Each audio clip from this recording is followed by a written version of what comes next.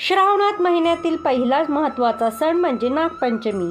काल या नागाचा पराभव करून यमुना नदीच्या पात्रातून भगवान श्रीकृष्ण सुरक्षित वर आलो तो दिवस म्हणजे श्रावण शुक्ल पंचमी, नागपंचमी. देवतांचे देवता महादेव भगवान विष्णूचे सिंहासन ज्याने पृथ्वीला उंच केले त्या सर्प देवाला माझा नमस्कार. नागपंचमीच्या हार्दिक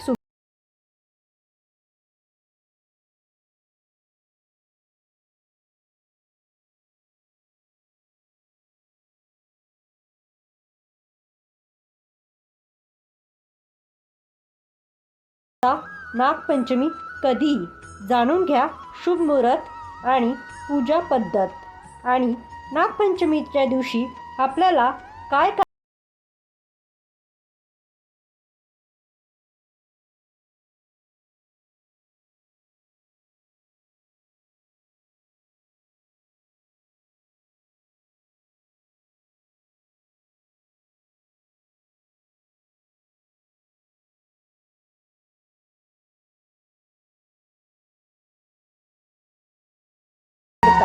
गावाकडे आजही अशाच पद्धतीने नागपंचमी साजरी केली जाते. श्रावणातील या पहिल्या मोठ्या सणाची सर्वजण आतुरतेने वाट पाहत असतात. दरवर्षी श्रावण महिन्यात शुक्ल पक्षाच्या पंचमी तिथीला नागपंचमीचा सण सगळीकडे साजरा केला जातो. या दिवशी नागदेवतेची पूजा केली जाते, नागांची उपासना केली जाते.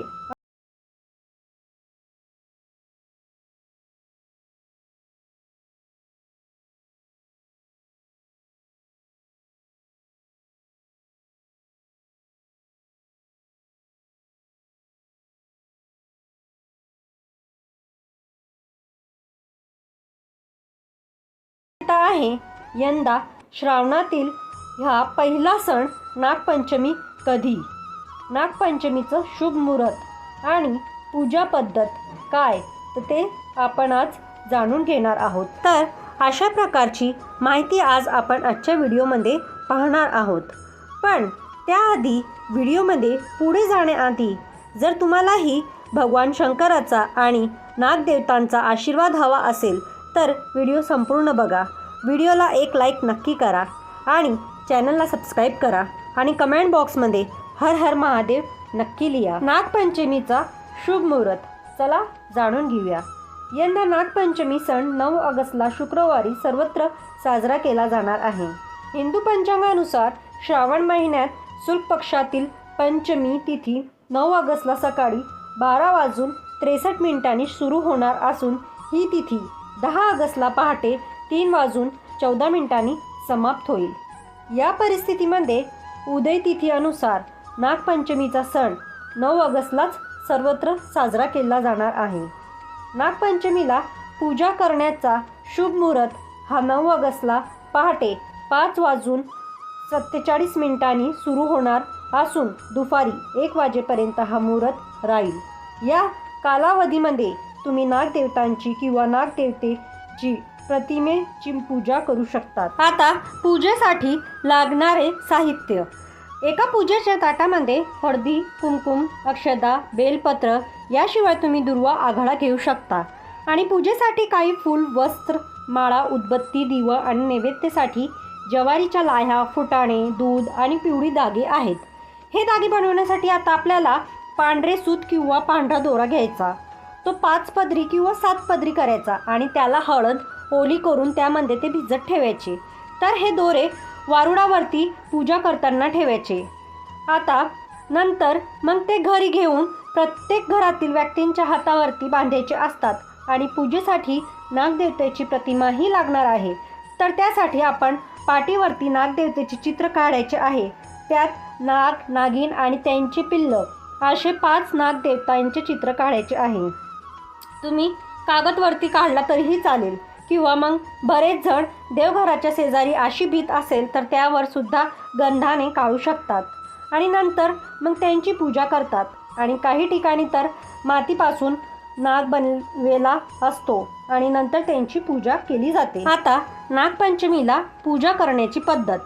नागपंचमीच्या दिवशी पहाटे लवकर उठून देवी देवतांचं ध्यान करून तुमच्या दिवसाची सुरुवात करा. त्यानंतर आंघोळ करून स्वच्छ कपडे परिधान करा.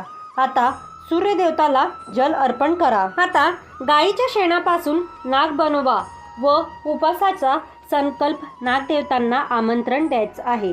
गाईचे शेण नसेल तर पूजेसाठी पाटी ठेवायची आहे आणि तिची पूजा करणार आहे. या पूजेसाठी मंदिराजवळची जागा स्वच्छ करावी.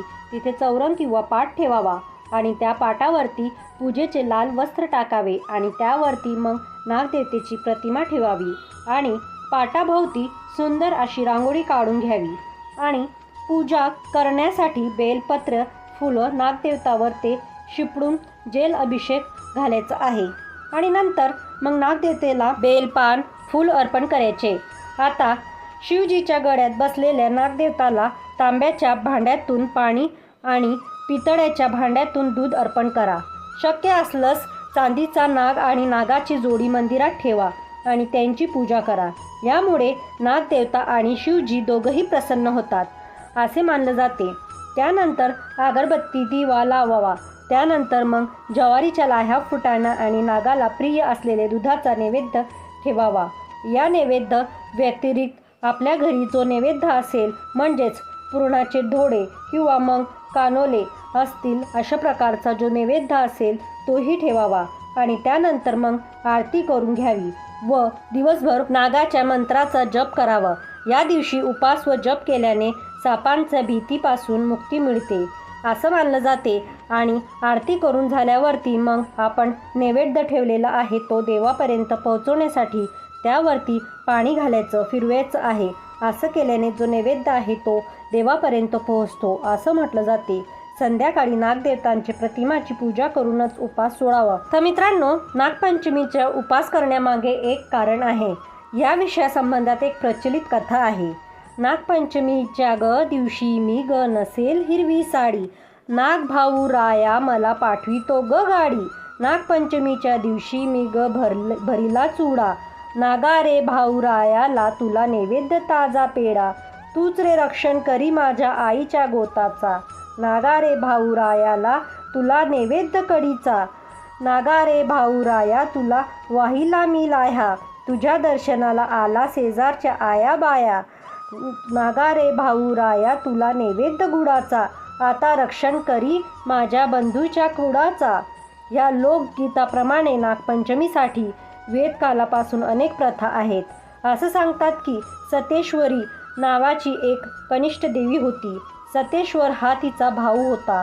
सतेश्वरीचा मृत्यू नागपंचमीच्या आदल्या दिवशी झाला. त्यामुळे भावाच्या शोकात सत्यवरीने अन्न ग्रहण केलं नाही. सतेश्वरीला तिचा भाऊ नागरूपात दिसला तेव्हा तिने त्याला नागरूपाला आपला भाऊ मानला. त्यावेळी नागदेवतेने वचन दिलं की जी बहीण माझा भाऊ म्हणून पूजा करेल तिचे रक्षण मी करीन. त्यामुळेच त्या दिवशी नागाची पूजा करून प्रत्येक स्त्री नागपंचमी साजरी करते. मित्रांनो, नागपंचमीच्या दिवशी काय करावं आणि काय नाही करूया याचा प्रश्न सर्वांनाच असतो. तर आता नागपंचमीच्या दिवशी आपल्याला काय करायला पाहिजे? नागपंचमीच्या दिवशी उपास करावा. ज्या व्यक्तीच्या कुंडलीत राहू केतू भारी आहे त्यांनी नागपंचमीच्या दिवशी नागदेवताची आवर्जून पूजा करावी. नागदेवताला दूध, मिठाई आणि फूल अर्पण करावीत. लक्षात ठेवा की नागदेवताला कधीही पितळेच्या भांड्यातून दूध देऊ नये. यासाठी तांब्याचं भांडं वापरावं. दिंड, पातेल्याचं मोदक असे उकळून केले जाणारे पदार्थ करावेत. आता नागपंचमीच्या दिवशी चुकूनही काम करू नका. आता ती कुठले काम आहेत तर बघा, लक्षात ठेवा, जर तुम्ही शेतकरी असाल तर नागपंचमीच्या दिवशी चुकूनही शेताची कामं करू नाहीत. या दिवशी झाडे तोडण्यासही मनाई आहे. धार्मिक शास्त्रानुसार नागपंचमीच्या दिवशी झाडे तोडल्याने सापांना दुखापत होऊ शकते, कारण अनेकदा झाडांमध्ये साप लपलेले असतात. नागपंचमीच्या दिवशी सुई धागा वापरणे देखील अशुभ मानले जाते. याशिवाय नागपंचमीच्या दिवशी टोकदार वस्तू वापरणे टाळावे. याशिवाय या दिवशी काहीही चिरू कापू नाही, तळू नाही, चुलीवर गॅसवर तवा ठेवू नाही, काही भाजू नाही. तर मित्रांनो, आज आपण ह्या व्हिडिओमध्ये नागपंचमीची सोपी पूजा पद्धत कशी करतात आणि पूजेमध्ये काय साहित्य लागतात आणि मुहूर्त आणि नागपंचमीच्या दिवशी आपल्याला काय करायचं आणि काय कुठले जे काम आहेत ते चुकूनही करायचे नाही आहेत ते मी सांगितले आहे. तरी तुम्हाला माझी ही नागपंचमीची पूजा कशी वाटली मला कमेंट करून नक्की कळवा आणि तुमच्याकडे कशा पद्धतीने करतात तेही मला कमेंटमध्ये सांगू शकता. जर माहिती आवडली असेल तर व्हिडिओला लाईक करा आणि तुमच्या मित्रपरिवारांमध्ये शेअर करा आणि चॅनलला सबस्क्राईब नसेल करेल तर प्लीज चॅनलला सबस्क्राईब करा आणि त्याच्या शेजारी घंटीचं बटन आहे त्यालाही प्रेस करा, जेणेकरून माझे नवनवीन व्हिडिओ तुम्हाला ऐकायला मिळतील आणि माझे व्हिडिओ टाकल्याचे नोटिफिकेशन सर्वात प्रथम तुम्हाला मिळेल. अजून एका अशा छानशा व्हिडिओमध्ये भेटूया. तर मित्रांनो, व्हिडिओ शेवटपर्यंत बघितल्याबद्दल खूप खूप धन्यवाद. आणि हो, कमेंट बॉक्समध्ये जय भोलेनाथ, ओम नमः शिवाय, हर हर महादेव आणि श्री स्वामी समर्थचा जयघोष करायला विसरू नका. श्री स्वामी समर्थ, हर हर महादेव, ओम नमः शिवाय.